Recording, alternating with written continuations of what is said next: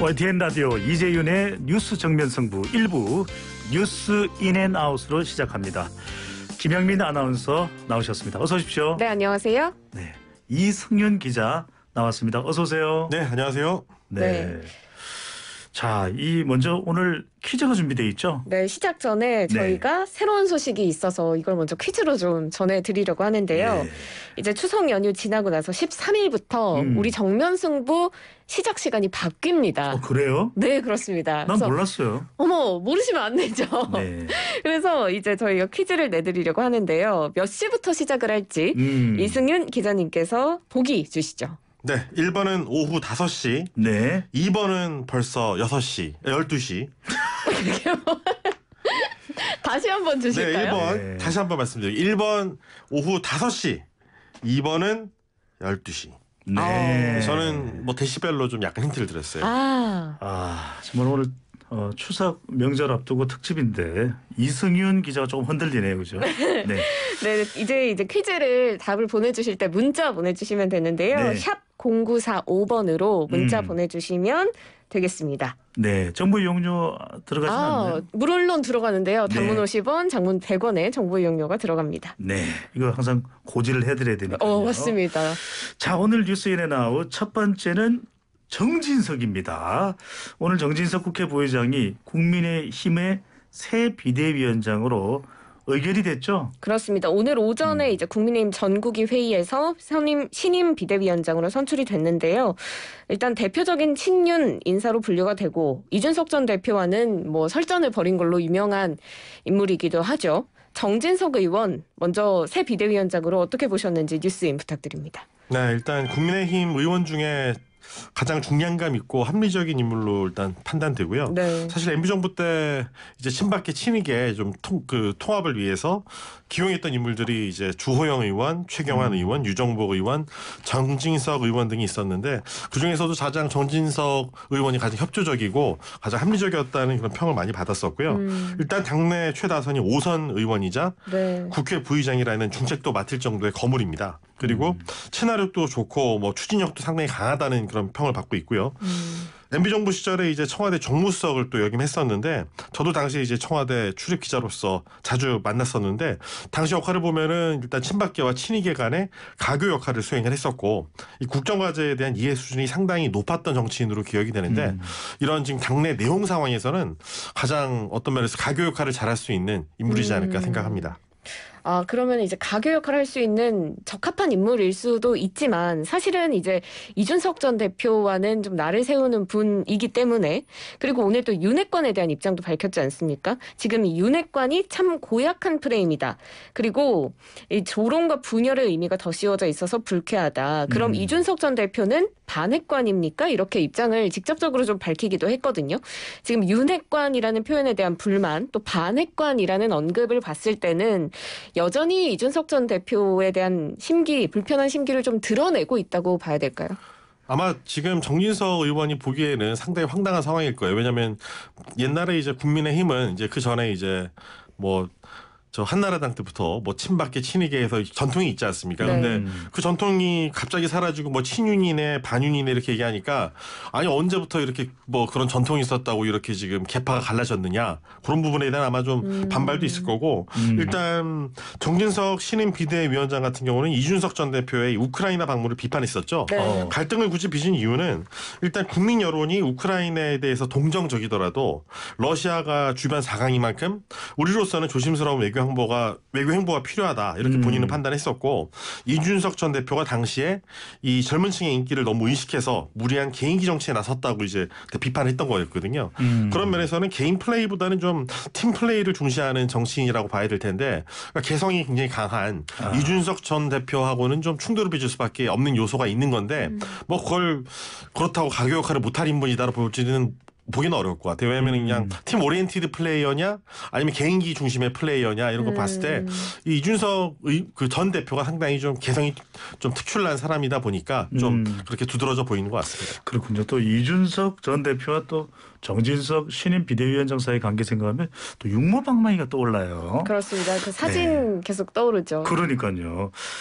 자, 육모방망이로 등을 긁으면 안 되겠죠. 네. 자, 그런데 어제 어총에서는 정진석 의원 임명을 반대하는 분위기도 있었다면서요. 네, 그렇습니다. 박수로 추인했다라는 보도가 어제 이어졌는데 네. 실제로 이제 명시적으로 반대한 건 김웅 의원 한 명이었다고 알려졌지만 예. 실제로는 박수를 치지 않은 사람이 좀 상당수였다라는 목소리가 나오고 있습니다. 허은하 의원도 상당수가 박수를 치지 않았고 나도 치지 않았다라고 했고요. 네. 조경태 의원도 이 박수로 추인하는 게 사회주의적 방식이다라고 비판한 바가 있습니다. 김웅 의원 반대를 했는데 우리 당 박수의 당 아니다 이렇게 말하기도 했습니다. 박수로 추인 이거 어떻게 보셨습니까? 이 박수를 추인하는 방식은 사실 박수 소리로 반대 소리를 묻어버릴 수 있는 특징이 좀 있죠. 특히 지금 요즘 고물가, 고환율, 고금리라는 이 삼중고로 괴로워하는 국민 앞에서 이 당내 불협화음을 노출시키기보다는 좀 책임감 있는 여당의 모습을 보여주려는 뭐 고육지책이 아닌가 이렇게 풀이되고요. 사실 뭐 민주주의에서 이 만장일치가 바람직한 건 아니죠. 하지만 당내 내용을 뭐 이대로 내버려 두는 건 좀 더 바람직하지 않다 이런 시각이 있기 때문에 네. 아마 이렇게 박수로 추인하는 방식을 택한 것 같습니다. 박수로 추인하지 않고 뭐 거수로 한다고 해서 만일 이제 반대가 나왔다 그러면은 아이고 상당히 반대가 여전히 많네. 내용이 수습되려면 한참 멀었겠다라는 인상을 줄 수 있기 때문에 네. 사실 비대위원장을 선출하는 거는 어떤 당내 내용을 수습하고자 하는 거거든요. 물론 그에 대한 이견이 있더라도 그런 뭐 어떤 흐름을 본다면은 왜 그렇게 박수로 해야 됐는가? 네. 뭐 약간 좀 그런 고육지책을 택할 수밖에 없었던 좀 고심이 좀 묻어나는 것 같습니다. 이승윤 기자는 박수 소리가 커요. 저는 언제나 크겠습니다. 박수 소리는 크게, 네. 남에 대한 혼담 소리는 작게. 내가 질문했을 때는 답변 소리가 작던데. 네, 네. 호불호가 좀 갈리는 것 같습니다. 자, 그래서 추가적으로 또 정진석 위원장과 관련된 내용이 더 있죠. 네, 그렇습니다. 지금 비대위원 인선에 대한 입장도 밝혔는데요. 네. 추석 끝나고 임명하겠다라고 했습니다. 그러면서 이제 공개적으로 최재형 의원을 비대위원으로 모시고 싶다라고 피력을 했는데 네. 최재형 의원은 이제 고사를 한 상태입니다.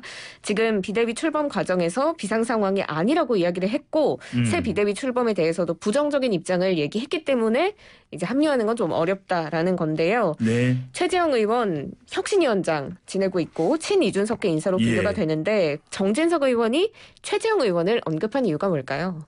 일단 당내 개파를 넘어서 당 안에서 좀 중심을 잡아줄 인물이 필요하다는 판단으로 풀이되고요. 네. 최재형 의원이라면 아마 친 이준석 인사로 분류되더라도 결국 이제 이 역할을 맡으면은 좌고우면하지 않고 좀 여당이 가야 할 방향을 좀 그래도 원로로서 좀 냉정하게 짚어줄 것이라는 믿음이 좀 반영된 것으로 보이고요. 네. 일단 최재형 의원이 사실 뭐 초선 의원이지만 감사원장으로서 보여줬던 이 강단 있는 모습이 비대위원으로서 좀 보여주기를 좀 기대하는 그런 모습이 있을 겁니다. 그래서 이제 정진석 비대위원장이 좀 그런 사람 보는 눈이랄까요? 그런 부분이 좀 전 정확하다고 판단하는데 네. 그런 면에서 최재형 의원이 이제 좀 자기의 컬러와 그리고 역량에 어울리는 좀 역할을 지금은 좀 해줘야 되지 않느냐 그런 속내가 좀 드러난 것 같습니다. 최재형 의원과 또 이준석 전 대표가 가까운 관계라는 또 상황도 좀 네. 고려되지 않았을까 싶고 오히려 그 이준석 전 네. 대표의 거리를 좀 좁히기 위한 그렇죠. 간접적인 시도였을까요? 네, 그럴 수도 있을 것 같은데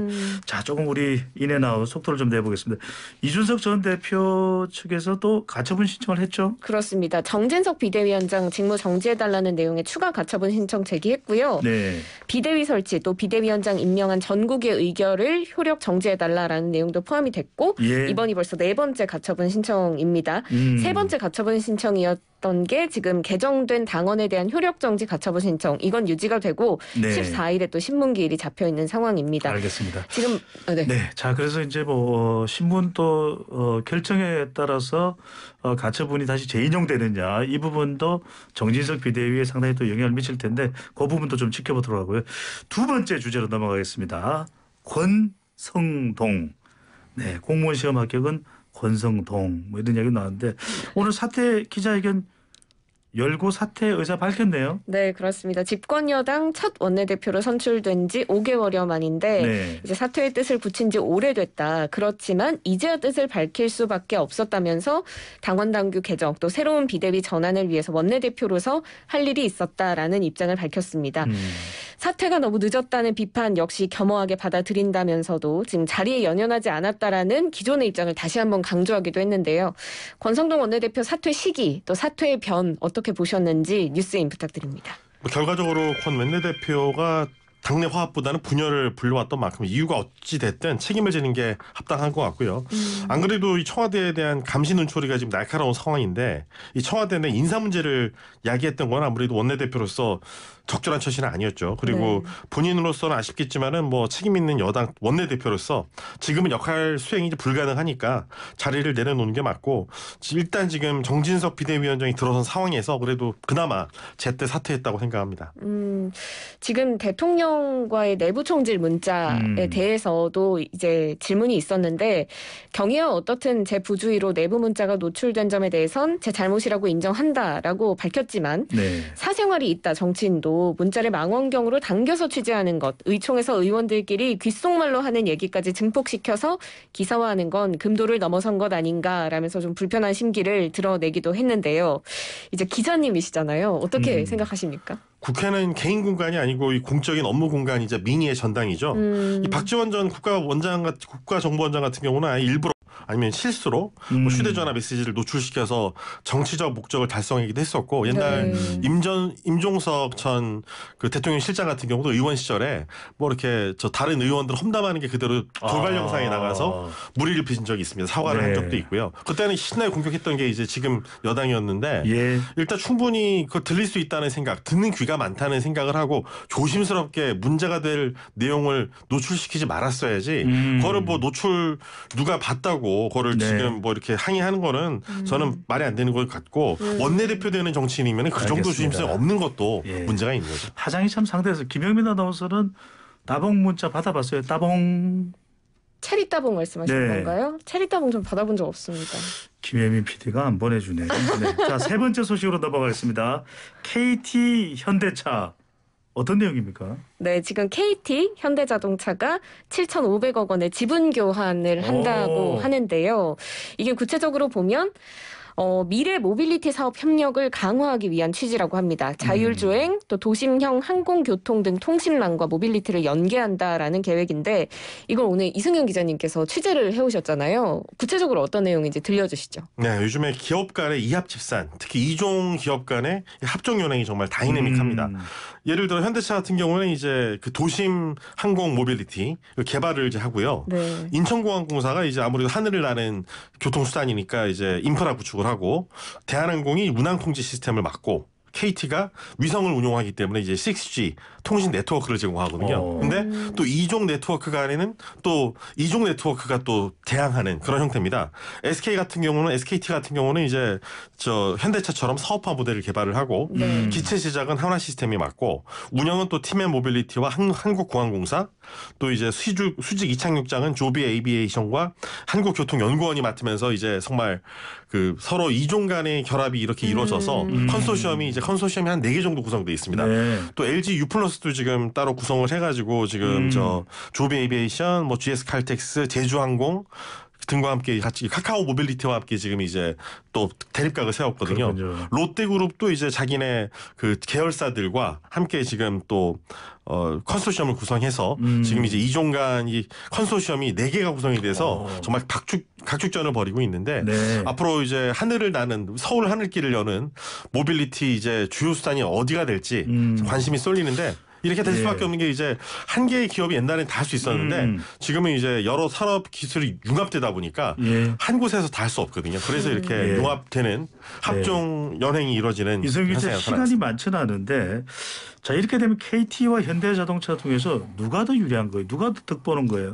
저는 서로 둘 다 윈윈이라고 생각하는데요. 네. 일단 KT로서는 지금 이제 이동통신 서비스만으로 이제 앞으로 부가가치를 창출하는 부분이 상당히 신규 가치를 창출하는 게 제한됩니다. 그런데 예. 이제 모빌리티 이제 자동차에 들어가고 그 다음에 이제 하늘을 나는 새로운 교통수단에도 이제 새로운 서비스가 들어가 예. 버리면은 엄청나게 이용자가 늘어나겠죠. 알겠습니다. 반면에 현대차 같은 경우는 이제 믿을 만한 위성 서비스가 필요하고요. 정말 취재를 제대로 하긴 했네요. 네, 저 경제부의 마당새입니다. 알겠습니다. 오늘 두 분 말씀 여기까지 듣겠습니다. 잘 들었습니다. 고맙습니다. 고맙습니다.